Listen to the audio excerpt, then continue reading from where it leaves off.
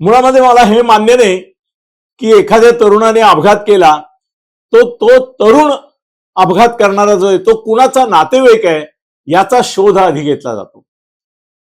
ते योग्य नाही. तो कुणाचाही नातेवाईक असेल तो अपराधी आहे, गुन्हेगार आहे, आणि त्याचा नातेवाईक म्हणून तो अपघात केलेला असतो का? नसतो.